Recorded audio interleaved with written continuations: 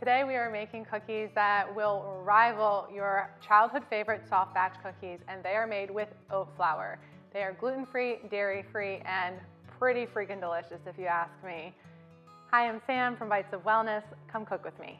One of the reasons why I love this oat flour chocolate chip cookie recipe is because it has the simplest ingredients. I always have all of these ingredients on hand anytime that I have a cookie craving, and that is a good thing, right? So I'm going to show you just really quickly how fast and easy this comes together. You only just need a bowl and a spoon, no mixer equipment, nothing like that. And this is really, really kid-friendly. So if you want to get your kids in the kitchen with you, this is a great recipe to do that because it's really just measuring and stirring. So let's get right into it. We are going to start by what we would traditionally do is cream together butter and sugar, but we're not using butter in this recipe. So we are going to take, I'm using coconut sugar. You could use regular sugar or brown sugar. I like coconut sugar for this. And to that, instead of butter, we are going to use avocado oil.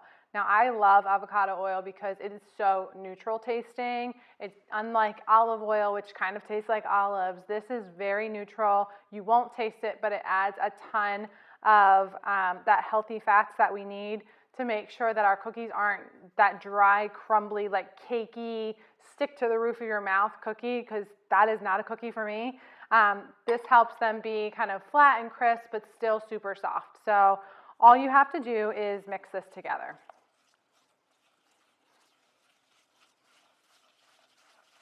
Once all of the sugar is well coated in oil, we are going to add flour.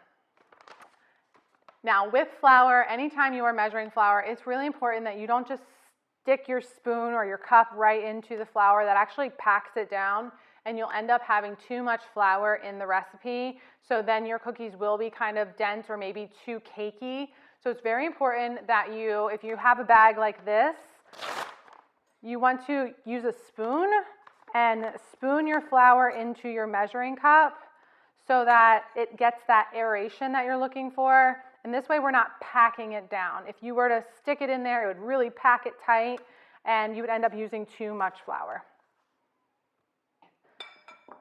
Before you add the rest of the ingredients, it's very important to try to coat this flour with the oil before we add the rest of these, the remaining ingredients. So I always like to just take a minute and stir this well until it becomes what you would think of as like biscuit dough, where everything is just like flaky. That way you know that everything is well hydrated. Once you can see that the dough is very well hydrated, the oil has really seeped into everything, it's time to add the rest of the ingredients. This is how simple this is. We're just going to pour them in.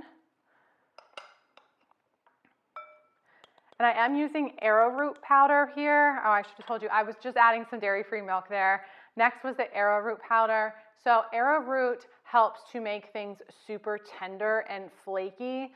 So oat flour can sometimes feel kind of heavy in baked goods, and the arrowroot, it's not a ton, but that little bit of arrowroot can really help tenderize your anything you're making, but in this case, the cookies.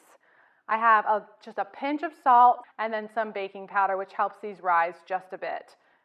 This is an optional ingredient. It's vanilla. I really don't think it's optional because it really adds so much flavor, but if you don't have it on hand, it's totally fine. Your recipe will turn out just fine.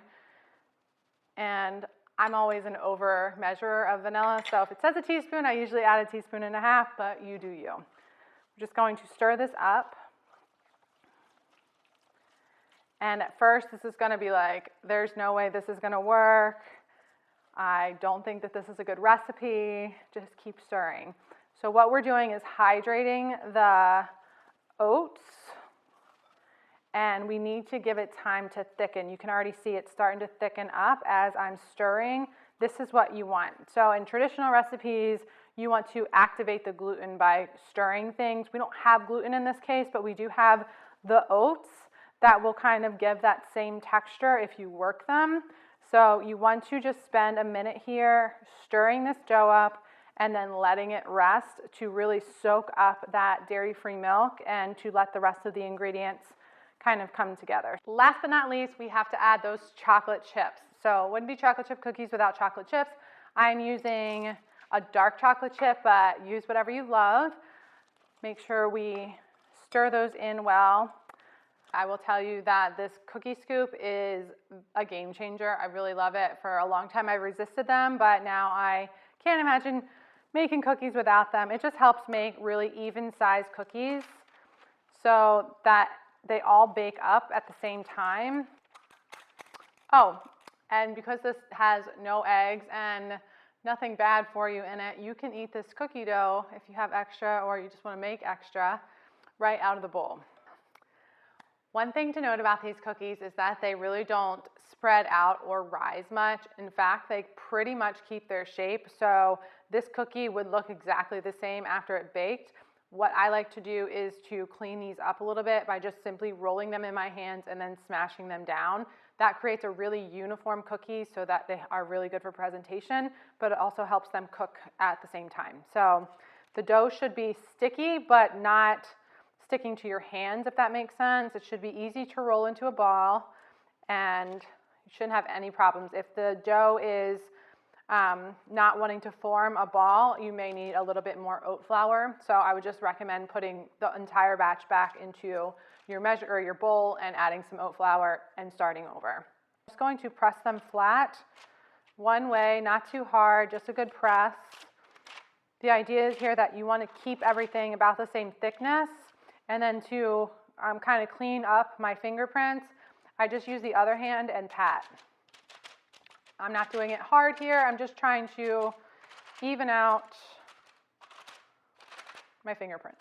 At this point, these are ready to go into the oven. You could also take a second and sprinkle some flaky salt on top, or if you really want these to wow people with the presentation, take a minute and add some extra chocolate chips to any of the cookies that don't look like they would automatically scream chocolate chip cookie when you looked at them. We're going to put this in a 350-degree preheated oven for 10 minutes.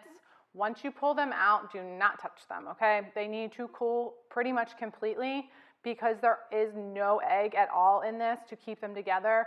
What we are waiting for is for the cookies to firm up after baking to be able to take off the baking sheet and not crumble in your hand. So we're going to let them cool at least 15 minutes, but the longer the better. I've let the cookies cool for probably about 10-15 minutes now. The tray is cool enough that I can touch it, so that's kind of a good way to know that they've cooled off a little bit.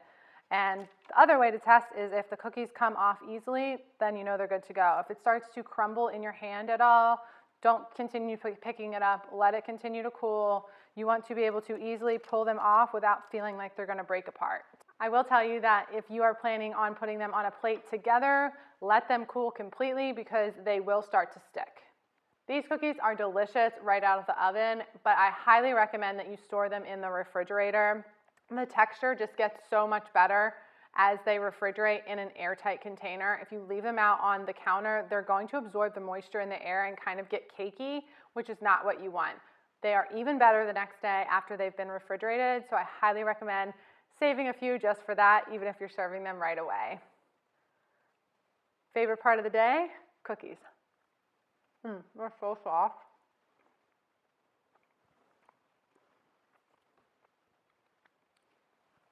I always do this. I take too big of a bite. They're so chocolatey.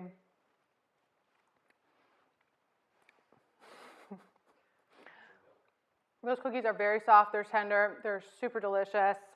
Perfect amount of flavor. That chocolate is there, but it's not overpowering. I really think that you're gonna love this recipe. If you try it, make sure to let me know what you think. And if you love healthy and easy gluten-free recipes, be sure to hit that follow button and find us on your favorite social media platform. Until then, happy cooking. I'm gonna eat my chocolate chip cookies. I really shouldn't have to talk people into cookies, right? Cheers. I'm done. We are ready for cookie time.